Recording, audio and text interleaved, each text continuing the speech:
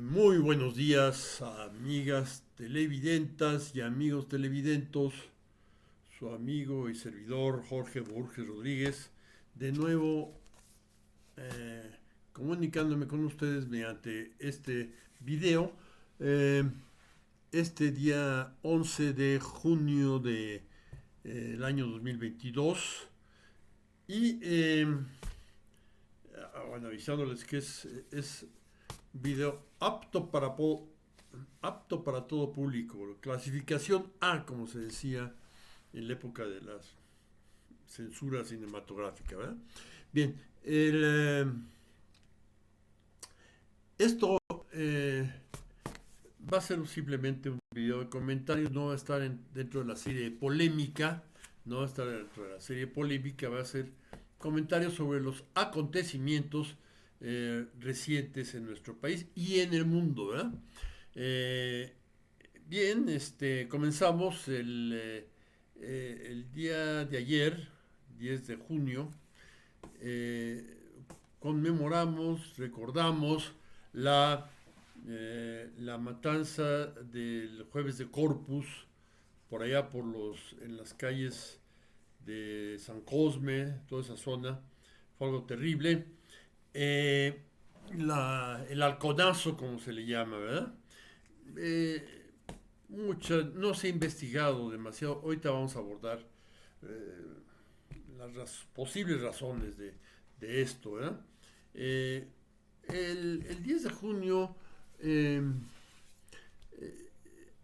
vino a ser un jaque, no un jaque mate, pero sí un jaque limitativo a una política que el entonces recién electo y recién eh, investido presidente de la República, el licenciado Luis Echeverría, estaba llevando, ¿verdad?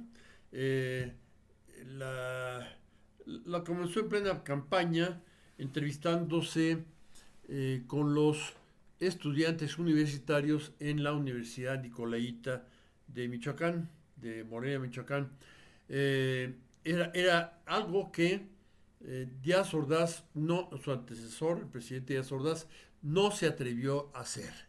No se atrevió, no quiso arriesgar y no se atrevió a hacer una cuestión de este estilo, ¿verdad? Eso fue un jonrón que logró el entonces candidato al entrar con abucheos y salir con aplausos. Quiso repetirlo años más tarde y no pudo, pero en ese momento lo logró. Y más adelante, ya investido en la presidencia y basándose en potestades que un presidente tiene, eh, acabó con los presos políticos, en el buen sentido de la palabra, los liberó, dio libertad a los presos políticos de dos sexenios, una cosa eh, terrible, mediante meter a los disidentes en la cárcel. Lo que hizo el sistema político mexicano es agravar y agravar y agravar la situación de necesaria, de entendible contraposición de fuerzas en una democracia, ¿verdad? Pero bueno, esto no lo aceptaban a principios de los 60 y, y se dio esto, ¿verdad? Se dio esta acumulación de presos políticos. Entonces, una de las principales demandas políticas del movimiento 68 era libertar a los presos políticos. Echeverría lo sacó, eh, antes estableció o trató de establecer vías de diálogo con los jóvenes, ¿verdad? ¿Qué pasó? A partir de esto, bueno, las fuerzas que se iban a ver desempleadas bajo una apertura democrática total, pues quisieron decir nada sin nosotros y ahí te voy. Y vino a mi manera de ver, esto es un enfoque personal mío, Jorge Burges. Eh, Decir, bueno, sin nosotros nada, ¿verdad? Y ahí te voy y te comprometo. ¿Qué pasó? En verdad lo comprometieron. A partir de ese momento, La, la, la cuestión más grave que se tenía en perspectiva, que era el surgimiento de las guerrillas, se, se, que se, se pensaba ir aquietando ese movimiento guerrillero que es peligrosísimo. Eh, los guerrilleros, con toda justicia, es de entender que dijera, no es este canijo lo que quiere es tenernos a la mano y hacernos polvo, ¿verdad? Hay ejemplos históricos de esto, ¿no? Yo lo comparo mucho con los problemas en la Francia del finales del siglo XVI, cuando la matanza de San Bartolomé, ¿verdad? Terrible, ¿verdad? Eh, bueno, esto se dio frenada. Vaya, otra cosa que había hecho es frenar. eh, el gobierno federal frenó al gobierno estatal de Nuevo León en la pretensión que tenía de organizar, de cambiar la ley orgánica de la Autónoma de Nuevo León y volverla una especie de universidad medio fascista, corporativa, de ese estilo. De hecho, hubo cuando se frenó este intento del gobernador Elizondo, y el gobernador Elizondo tuvo que renunciar.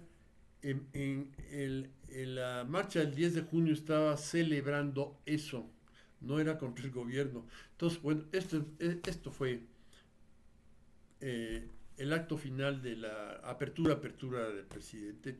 A partir de entonces ya enfrentar la guerrilla, lo explico, los guerrilleros muy explicablemente dijeron a la goma. Y bueno, eh, no se investigó una maniobra no investigada que a final de cuentas por los halcones iríamos a los entendimientos en la filosofía del Tratado de Río de Janeiro, del TIAR, Tratado de Asistencia Recíproca de los países de América. Y si les escarbaban, pues iban a llegar a la CIA, ¿verdad?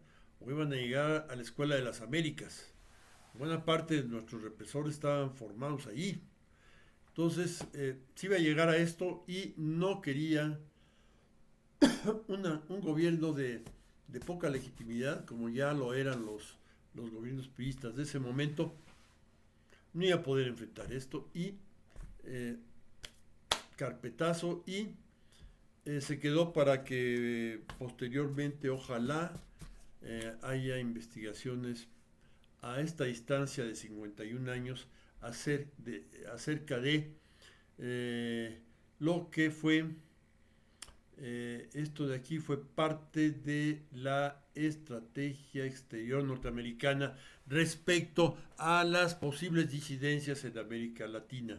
Estaban muy ardidos por la existencia de un país discordante en Cuba. Estaban muy alarmados, ¿verdad? Bueno, esto fue 10 de junio. Ojalá se investigue. A propósito de esto, a propósito de PUM, como decían, la Cumbre de las Américas, pues más o menos eh, fueron sucediendo las cosas como se veía que iban a suceder. Iba a verse deslucida, pero no salió tampoco en blanco, sí hubo acuerdos. Uno que seguramente le interesa mucho a la potencia norteamericana, que es la cuestión migratoria.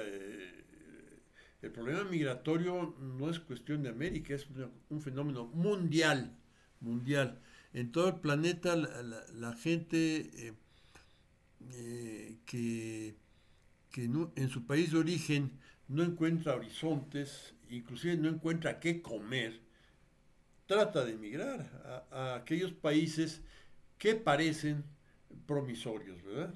Cuando, cuando desembarcaron los balsistas albaneses en Italia, fue una invasión, creo que eran como 60.000 o algo así, que llegaron a las playas italianas, los, los tuvieron ahí procesando a dónde los reviraban y todo eso.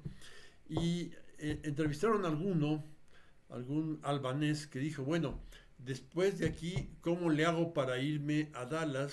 Si ustedes vieron aquella serie de televisión, bueno, Dallas era el lujo, ¿verdad?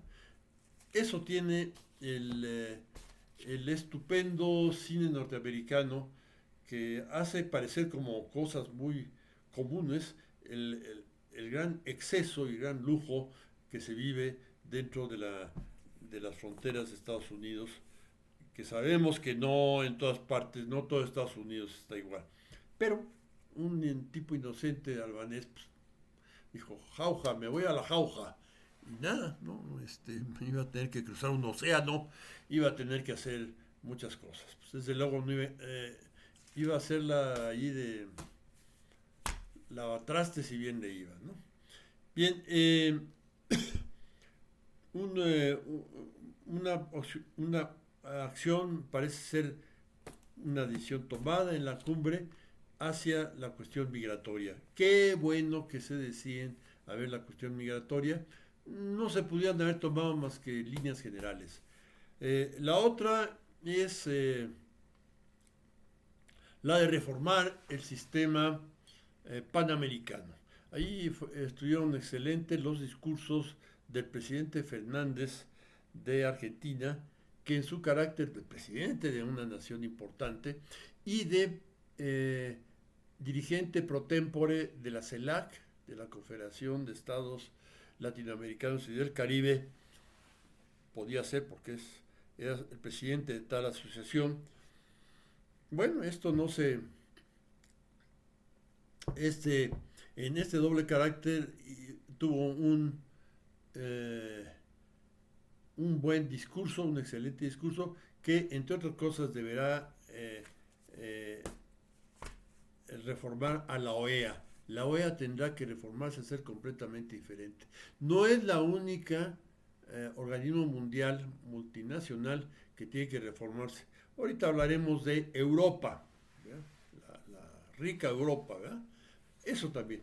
Y el excelente, como es costumbre en él, excelente discurso de Marcelo Ebrard en nombre del gobierno mexicano y en su carácter de secretario de Relaciones Exteriores de México, tuvo un excelente discurso, muy breve.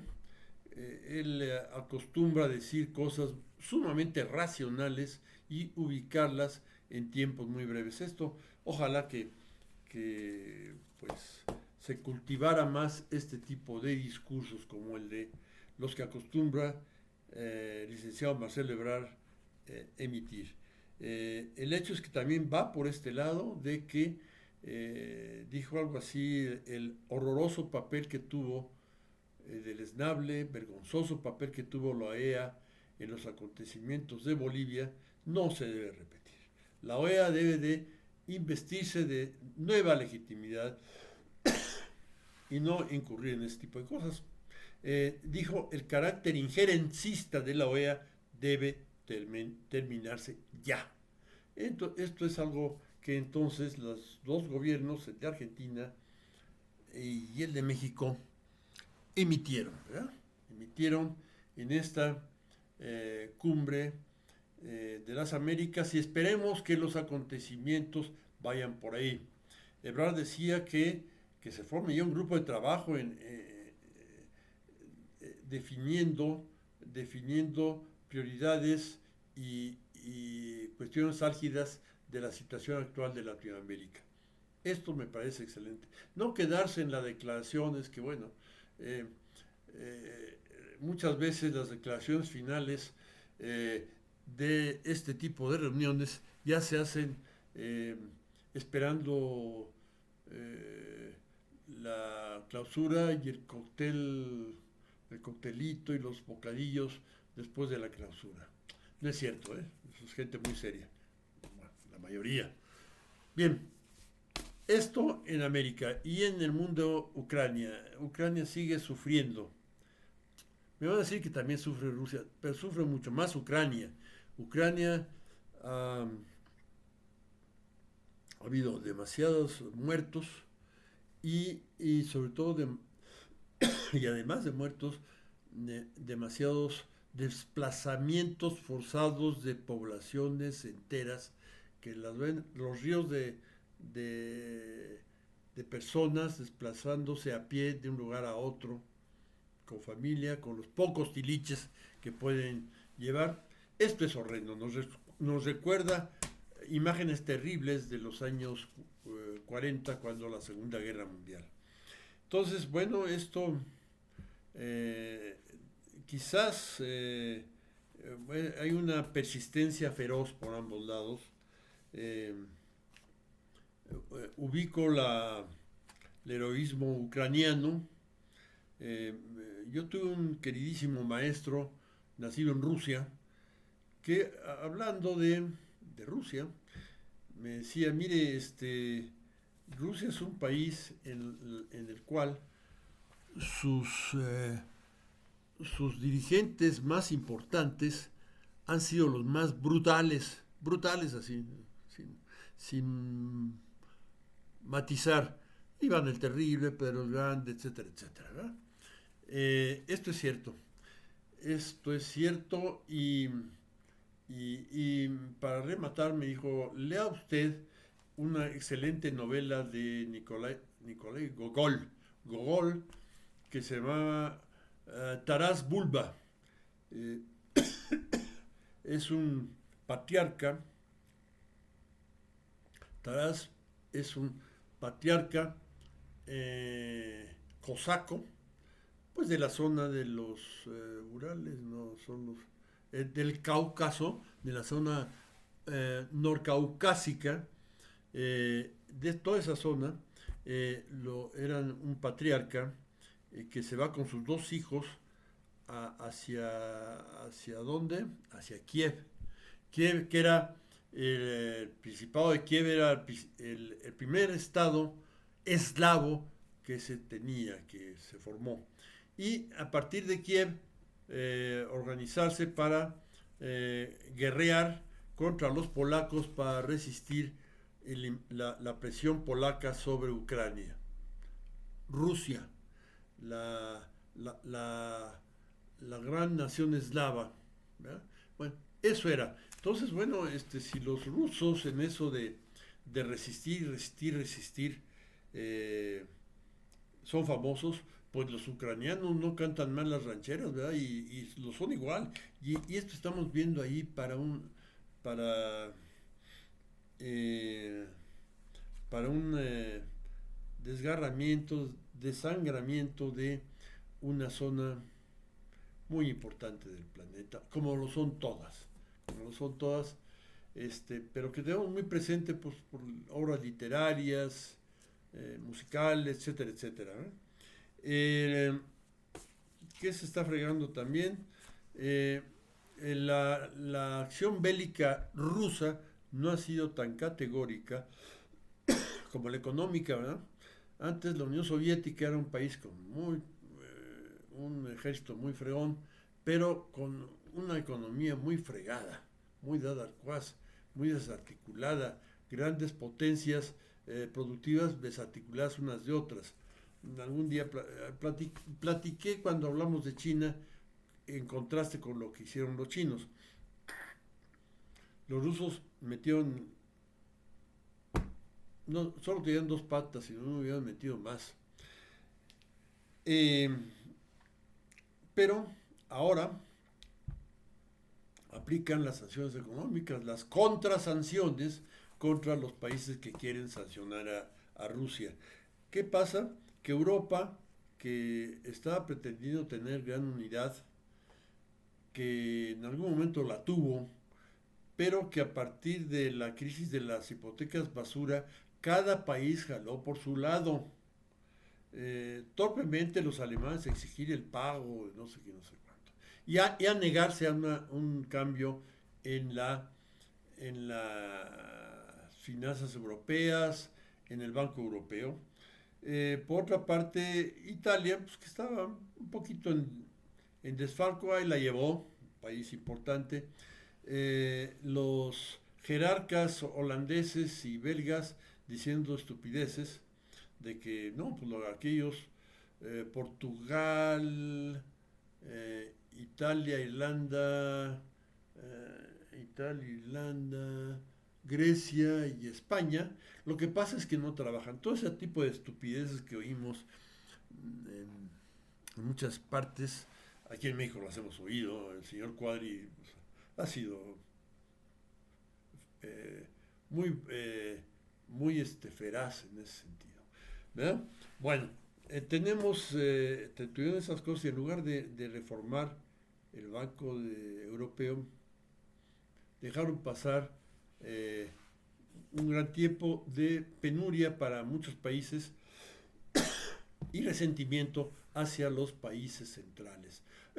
Francia había corrido con la suerte de no invertir en, las, en el boom, en la burbuja inmobiliaria, o invertir poco en la burbuja inmobiliaria europea y sí irse a otras inversiones en el norte de África y en la zona petrolera, ¿verdad? Esto estaban muy tranquilos, ¿verdad? Y si no hay bronca, pues no, ¿para qué hacerla, verdad? Pero Europa quedó con graves resentimientos internos que ahora están explotando, ¿verdad? Ahora, Bruselas dice que no hay que comprar petróleo ruso, pues no, me muero de frío si no lo compro, ¿verdad? Y que Rusia dice que en rublos, mientras Bruselas dice que en euros, compro en rublos porque no puedo jugar con eso, ¿verdad? Y entonces tienes 6, 7 países, por lo pronto pequeños, pero que están saliendo a ser guacal. Y un guacal que pues no es un buen guacal, ¿verdad? Que no retiene las gallinas ahí, ¿verdad? Entonces, bueno, esto está pasando en Europa. Europa va a salir muy fregada de esto. Espero que la paz llegue pronto, es posible. Ya hay escala mundial y ya han funcionado tratados de paz en donde se involucran inspecciones y cosas de estilo que se pueden hacer, definiciones territoriales e inspecciones de los países desconfiados. Esto puede pasar y espero que por ese lado se vaya. El presidente Macron propone algo de este estilo, dice nada que sea humillante a Rusia, porque ¿verdad? El miedo no anda en burro. Entonces, sin tentar a Rusia a más cosas violentas, yo creo que se puede llegar a una paz. Ojalá y se llegue. Bueno, amigos y amigas, muchas gracias por la atención que sirvió a prestarme y hasta la próxima. Muchas gracias.